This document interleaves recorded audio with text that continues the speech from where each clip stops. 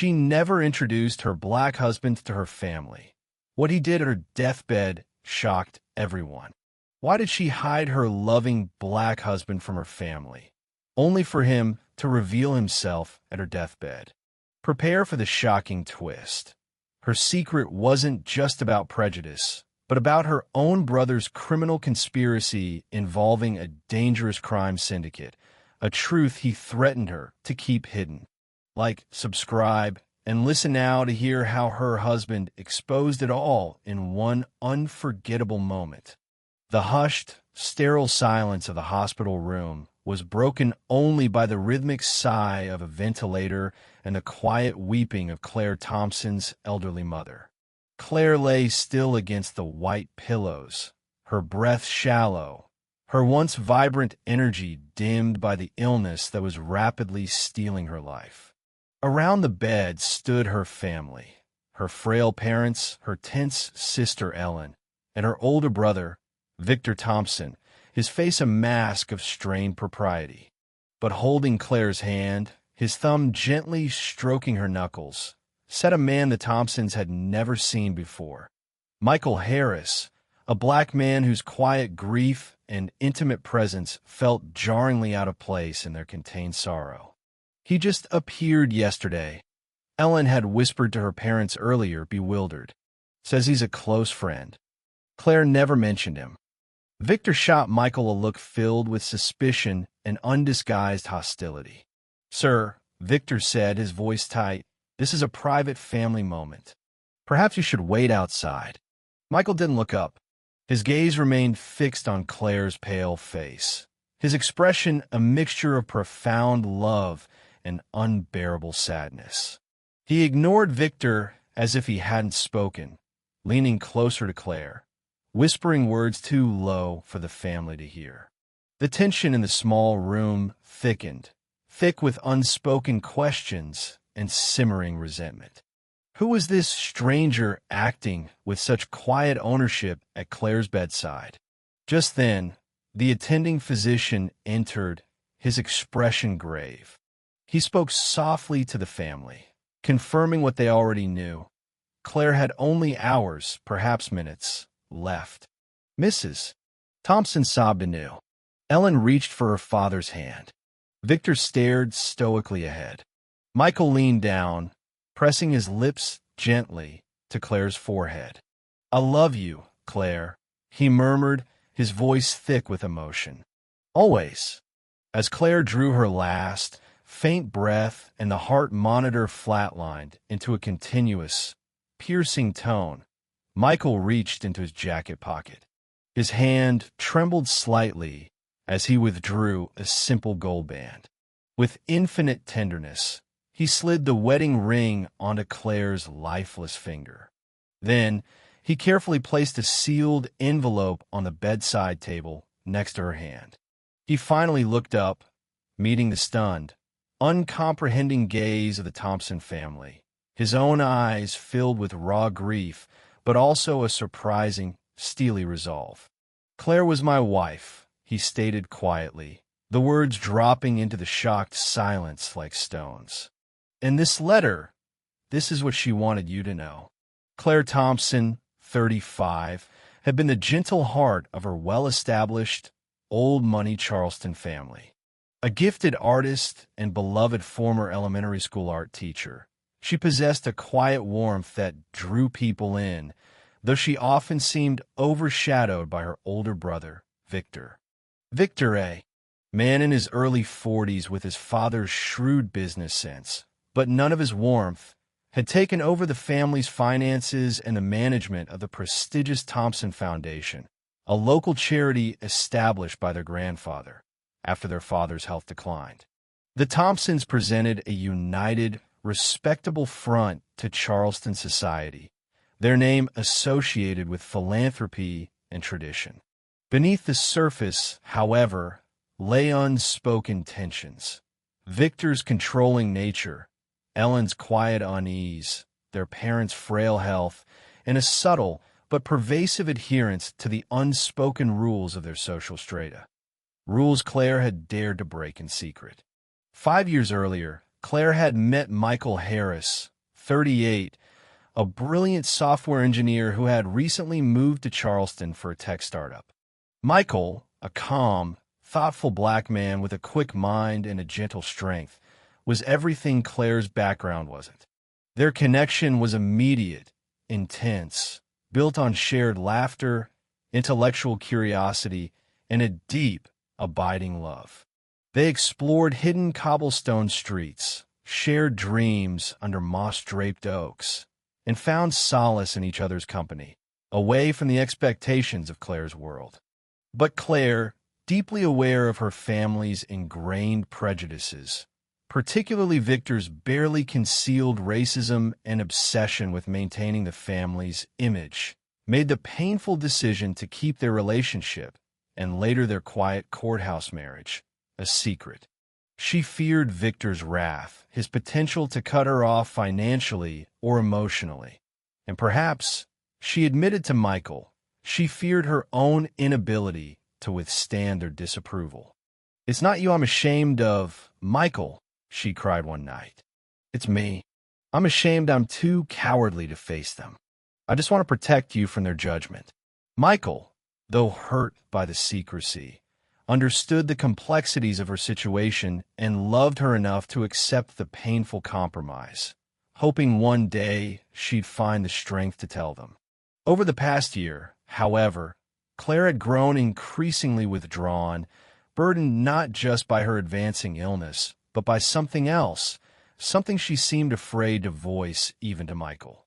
She became quiet, anxious, sometimes hinting at troubles with the foundation's finances, or Victor being under pressure. When her illness took a sharp, irreversible turn, she gave Michael the sealed letter and made him promise he would only reveal their marriage and deliver the letter after she was gone. She hadn't fully explained the depth of her fears, leaving Michael with a loving memory intertwined with unsettling, unanswered questions about the pressure she faced in her final months, particularly from her controlling older brother. The sterile quiet of the hospital room felt deafening after the monitor's final, piercing tone. The Thompson family stared at Michael, then at the ring he had placed on Claire's finger, then at the sealed envelope addressed to them in Claire's familiar, elegant script. Disbelief warred with dawning comprehension on Ellen's face. Their parents looked utterly bewildered. Victor's expression hardened into a mask of cold fury. "Wife!" Victor spat the word out, his voice laced with contempt. "Don't be absurd. Claire was never married. This is some kind of sick joke, some ploy to get your hands on her inheritance." "Victor, please," Ellen murmured, reaching tentatively for the letter. Her hand trembled as she broke the seal. The parents watched, their faces etched with confusion and grief. Michael stood silently, allowing them the space to read, his own grief a heavy cloak around him. He had honored Claire's timing, but the raw pain of revealing their love only in death was excruciating. He watched their faces as they absorbed Claire's words. The letter was poignant, honest. Claire wrote of her deep, abiding love for Michael, describing their shared moments, his kindness, his support of her art when her family dismissed it. She confessed her fear, naming Victor specifically, his past racist remarks, his obsession with social standing, his veiled threats about cutting her off if she ever embarrassed the family. "I chose secrecy not out of shame for Michael," Claire wrote, but out of fear of Victor's reaction and a misguided attempt to protect Michael from the prejudice I knew he would face from my own blood. "It was cowardly, and my deepest regret is not sharing my greatest happiness with you while I lived. Michael is the best man I have ever known. Please find it in your hearts to see him as I did, to welcome the man who made my life complete." Tears streamed down Ellen's face as she finished reading. She looked up at Michael, her eyes filled with a mixture of sorrow and dawning understanding. "She loved you that much," Ellen whispered, "and we never knew. Oh, Claire! Their mother sobbed quietly, leaning on her husband, who looked utterly lost. Victor, however, remained unmoved, his face like granite. Touching words, he said sarcastically. Written under duress, no doubt. Or perhaps fabricated entirely. This changes nothing. He is not family. He has no place here. He turned to Michael. I suggest you leave now, Mr. Harris, is it? Before I have security remove you. The blatant hostility, the refusal to accept Claire's clearly stated truth, even in the face of her death, solidified Michael's resolve. This wasn't just about grief or acceptance anymore. Claire had been deeply afraid of Victor, and Michael now suspected it went beyond mere prejudice. Claire had hinted at financial worries, Victor's pressure. What had she been trying to protect Michael from? His initial goal, honor Claire, reveal their truth, now expanded. He needed to understand the full reason for Claire's fear. He needed to ensure Victor didn't erase Claire's true legacy or dismiss the man she loved. His reaction wasn't loud anger, but a cold, quiet determination settling in his gut. I am Claire's husband, Michael stated firmly, meeting Victor's glare without flinching. I have every right to be here, and I will be at her funeral. He wouldn't be intimidated. He wouldn't let Victor silence Claire's truth. Not now. The days leading up to the funeral were fraught with tension. Victor Thompson, using his position as the family's de facto head, did everything possible to exclude Michael. He tried to bar him from planning meetings, questioned the validity of the marriage certificate Michael quietly provided via Claire's lawyer, David Lee, and instructed funeral home staff not to speak with Michael. He painted Michael to extended family and community members as an opportunistic stranger trying to capitalize on their grief. Michael, however, refused to be sidelined. Supported by David Lee, who legally affirmed his rights as Claire's spouse, and emotionally bolstered by the arrival of his close friend, investigative journalist Isabel Rossi, Michael insisted on participating. Isabel, initially just there to support her grieving friend, quickly sensed the unnerving undercurrents. She observed Victor's controlling behavior, the palpable fear he seemed to inspire even within his own family, and the stark contrast between the Thompsons' public image of charitable gentility and Victor's private venom towards Michael. Ellen Thompson remained conflicted. She was clearly moved by Claire's letter and seemed inclined to believe Michael, occasionally offering him hesitant words of sympathy or sharing small memories of Claire. But she was also visibly intimidated by Victor, often deferring to his decisions and lapsing into silence when he was present. The elderly parents seemed lost in their grief, largely following Victor's lead. Michael focused on honoring Claire. He shared stories and photos with Ellen during brief moments away from Victor's watchful eye, painting a picture of the vibrant, happy woman she had been with him, so different from the increasingly withdrawn person her family described in her final year. He also began quietly searching for answers. Why had Claire been so afraid? He recalled her vague comments about the Thompson Foundation, about Victor being under pressure. He remembered she had become meticulous about shredding personal financial documents, unusual for her artistic temperament. He accessed a secure cloud storage account Claire had shared with him long ago, where they occasionally stored photos and notes. He hadn't looked at it in months. There he found a recently uploaded, password-protected folder labeled simply for Michael, just in case. Inside weren't photos, but scanned copies of financial statements from the Thompson Foundation, heavily annotated by Claire, highlighting large, unexplained wire transfers to opaque offshore corporations, coinciding with periods Victor had claimed the charity was struggling for donations. There were also printouts of emails Claire had apparently retrieved from Victor's computer, showing coded communication with unknown entities about shipments and balancing accounts. Michael felt a chill run down his spine. This wasn't just family prejudice. Claire had stumbled onto serious financial crime, likely money laundering, orchestrated by her own brother through the family's charity. Her fear, her secrecy, her withdrawal, it all snapped into horrifying focus. She wasn't just protecting Michael from judgment. She was likely protecting him from physical danger, terrified of what Victor and his associates might do if their relationship and her knowledge were exposed. The primary obstacle was no longer just family acceptance. It was uncovering the full extent of Victor's criminality and finding irrefutable proof. The complications were immense. Victor controlled the Foundation's official records. The offshore accounts were designed to be untraceable, and Claire, the key witness, was gone. Michael knew he couldn't do this alone. He showed the documents to Isabel Rossi and David Lee. Isabel immediately recognized the patterns of sophisticated money laundering schemes. David Lee warned of the legal hurdles in proving Victor's intent and connecting him definitively without Claire's direct testimony. The stakes escalated dramatically. This was about justice for Claire, exposing her brother's betrayal, and potentially dismantling a dangerous criminal enterprise hiding behind a facade of philanthropy.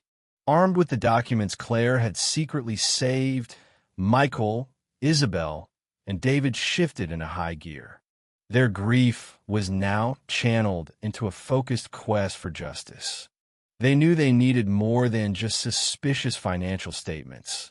They needed direct evidence linking Victor Thompson to the offshore accounts and, ideally, to the criminal organization behind them.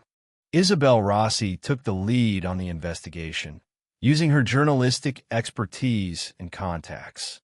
She started by analyzing the names of the offshore corporations Claire had highlighted, cross-referencing them with databases tracking illicit financial activities. She found tentative connections to known shell companies used by the notorious Black Widow crime syndicate, an organization involved in everything from smuggling to high-level financial fraud. The name Silas Vance surfaced as a potential regional director for Black Widow, known for infiltrating legitimate businesses. The connection was explosive but still circumstantial. Isabel needed to link Victor Thompson personally to Black Widow and the laundered funds. Recalling Michael's description of Victor's controlling nature and apparent technical unsophistication despite handling finances, Isabel theorized Victor likely relied heavily on email for sensitive communications, perhaps using coded language but potentially making mistakes. Leveraging a source within the cybersecurity community, ethically dubious but justified in her mind by the stakes, Isabel managed to gain access to archived emails associated with Victor Thompson's personal and Foundation accounts. It was a digital needle in a haystack, but after days of sifting through encrypted messages and coded exchanges, she found it.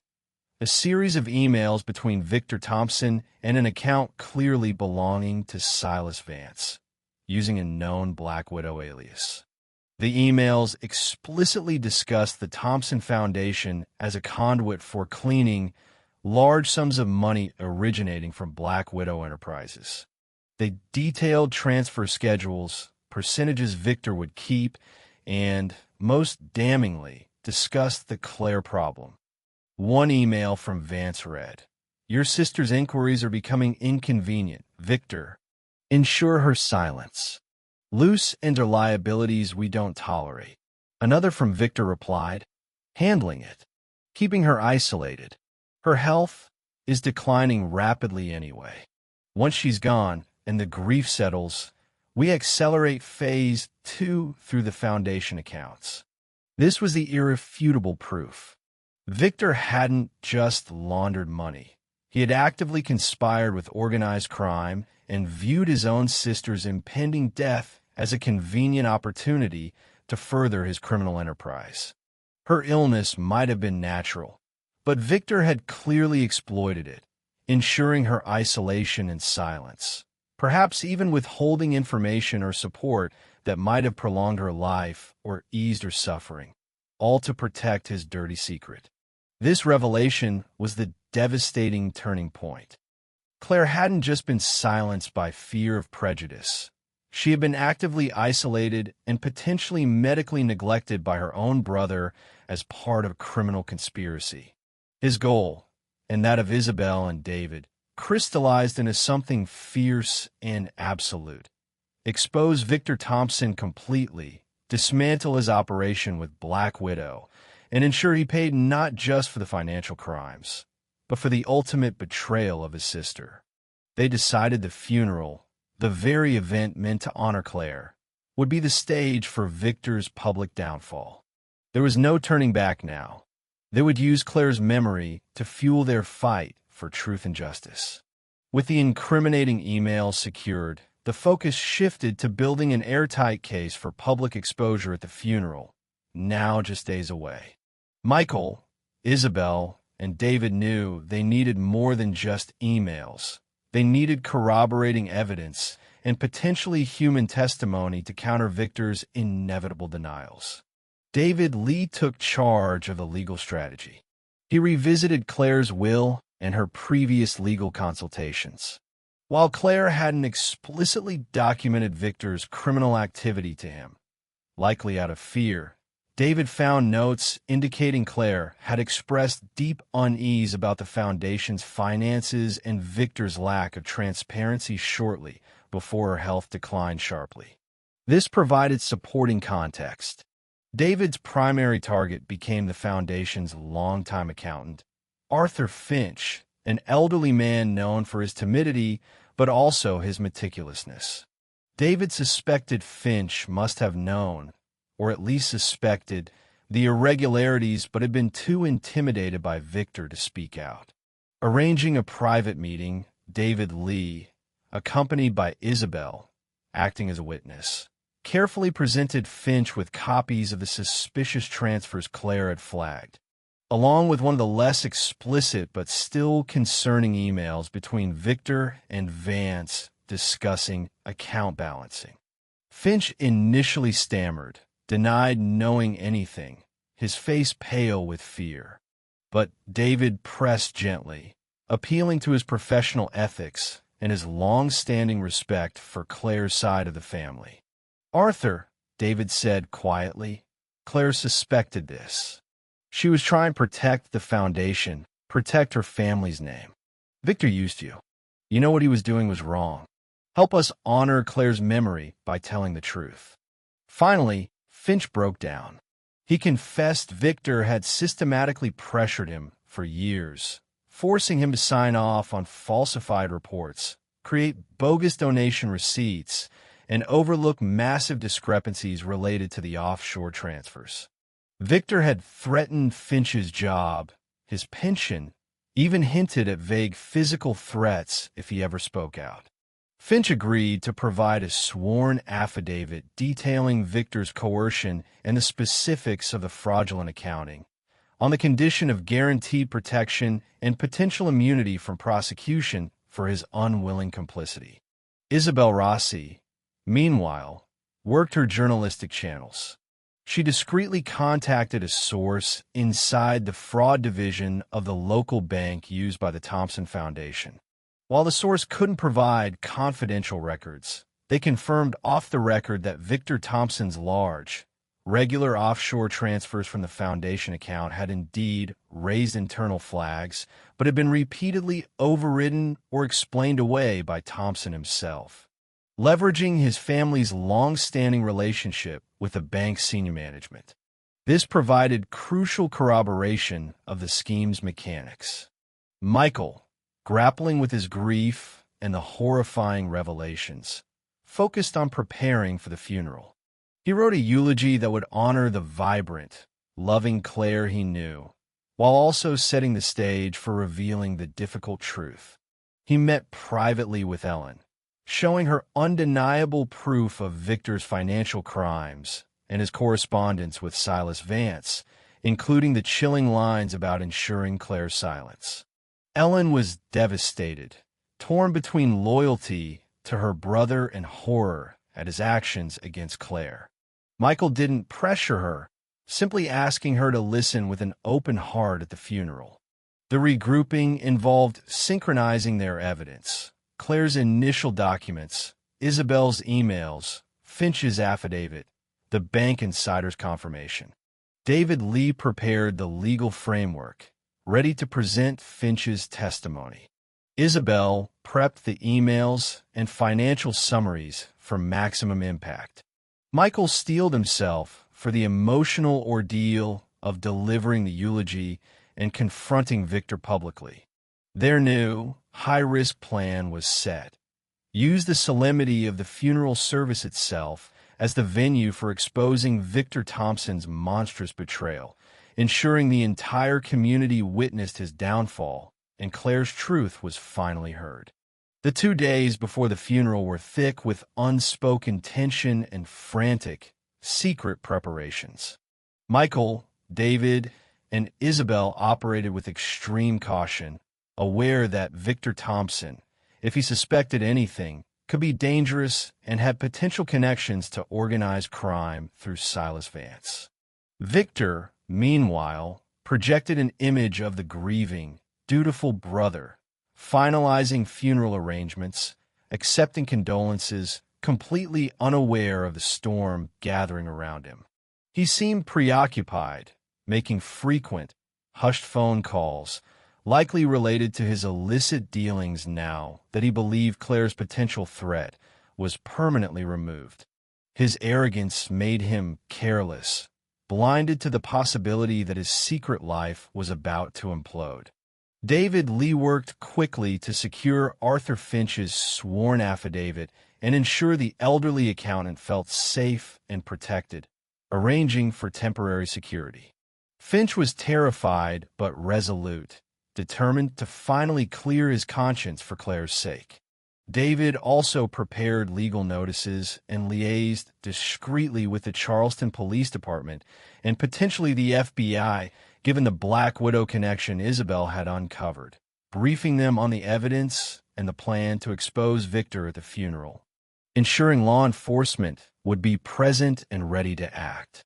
Isabel Rossi focused on corroboration and dissemination. She verified key details from Finch's affidavit against the financial documents Claire had provided Michael. She prepared concise summaries of the emails and transactions, ready to be shared with select media outlets at the exact moment the confrontation occurred at the funeral, ensuring maximum public exposure and minimizing Victor's ability to spin the narrative later. She also confirmed the bank employee who had spoken off the record was willing to provide a formal statement to police if necessary, corroborating the suspicious transfers. Michael faced the most difficult task, preparing emotionally to confront his late wife's brother at her funeral in front of her grieving family and the entire community. He reread Claire's letter, drawing strength from her words, her love, her quiet courage in gathering the evidence despite her fear and illness. He felt an immense responsibility to honor her, not just by expressing his love, but by exposing the betrayal that had likely hastened her decline and shadowed her final years.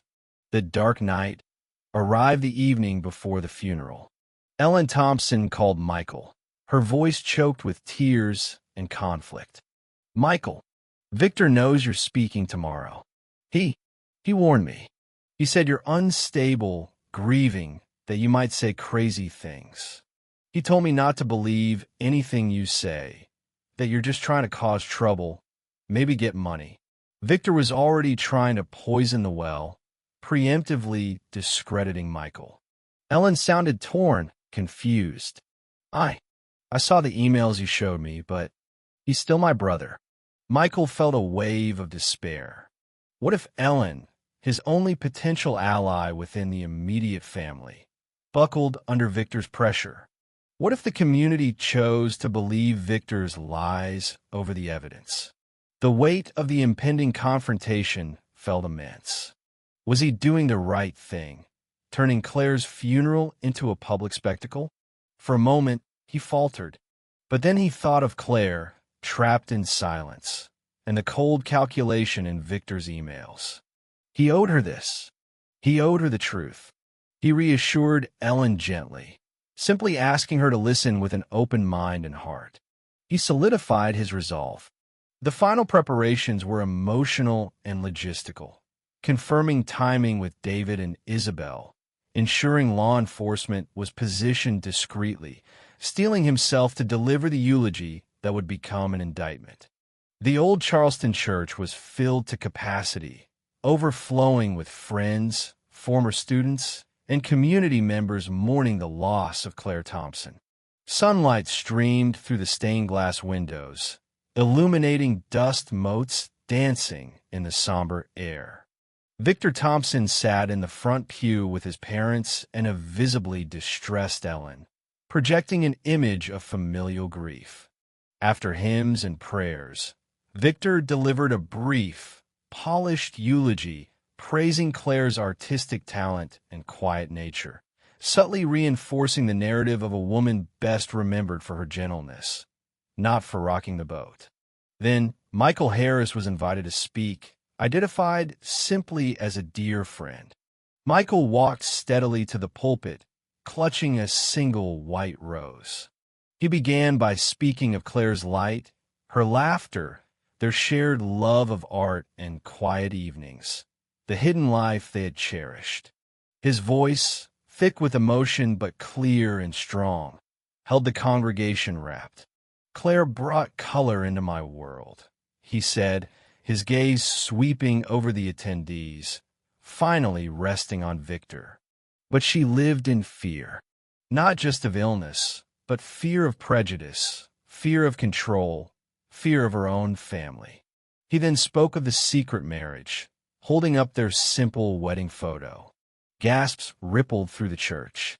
"She hid our love," Michael continued, his voice hardening, because she knew her brother, Victor Thompson, would not approve. But her fear went deeper. Because Claire had discovered Victor was using the Thompson Foundation, a charity bearing her family's respected name, as a front for laundering money for the Black Widow crime syndicate. An uproar ensued. Victor leaped to his feet, shouting, "Lies! Blasphemy! How dare you desecrate my sister's funeral?" "It's the truth, Victor," Michael stated calmly, producing copies of Claire's annotated financial documents. "Claire documented your crimes before she died." At that moment, Isabel Rossi, seated among the press, electronically released the damning emails between Victor and Silas Vance to news outlets and projected key excerpts on screens discreetly set up by David Lee's team. David Lee then stood, reading a loud excerpt from Arthur Finch's sworn affidavit detailing the coercion and falsified accounts. Just as Victor lunged towards the pulpit in incoherent rage, a woman stood up from the pews. The bank employee Isabel had contacted. "It's true," she called out. "I saw the transfers. He threatened my job if I reported it." The chaos peaked as plainclothes police officers, positioned throughout the church, moved swiftly to apprehend Victor Thompson. He struggled briefly, shouting accusations, but was quickly subdued and escorted out, leaving the congregation in stunned silence, witnessing the dramatic fall of a respected family name and the revelation of a dark secret Claire Thompson had carried to her grave. Victor Thompson's arrest at his sister's funeral became a major scandal in Charleston and beyond. Faced with the mountain of evidence, Claire's documents, the emails, the accountant's testimony, the bank employee's corroboration, he was swiftly convicted of money laundering, fraud, conspiracy, and obstruction of justice, receiving a lengthy prison sentence. The investigation crippled the Black Widow's operations in the region, leading to further inquiries, though Silas Vance remained elusive. The Thompson family was devastated, grappling with the dual shock of Claire's secret marriage and Victor's profound betrayal. Ellen, finally free from Victor's shadow, reached out to Michael, offering a tearful apology for the family's blindness and prejudice.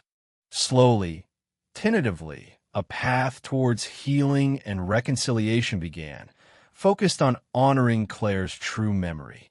The Thompson Foundation was dissolved, its remaining legitimate assets transferred to a new fund focused on supporting local artists, managed by Ellen in consultation with Michael.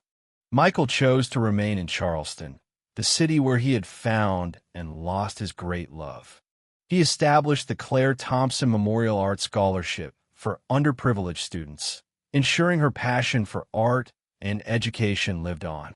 He worked closely with Isabel Rossi and David Lee, who became his steadfast friends, finding solace and purpose in honoring Claire's legacy and fighting for the kind of quiet justice she embodied. He didn't seek another relationship immediately, focusing instead on healing and managing the foundation established in Claire's name. Though marked by sorrow, Michael found a measure of peace. He had fulfilled his promise to Claire, not just by revealing their love, but by exposing the darkness she had fought silently, ensuring her truth, both personal and profound, finally came to light. Visiting her grave, often accompanied by Ellen, he would leave a single white rose, a symbol of a love story that, though hidden for years, ultimately triumphed over deceit and prejudice, its legacy echoing in the scholarships awarded, the art created, and the quiet integrity he carried forward in her name.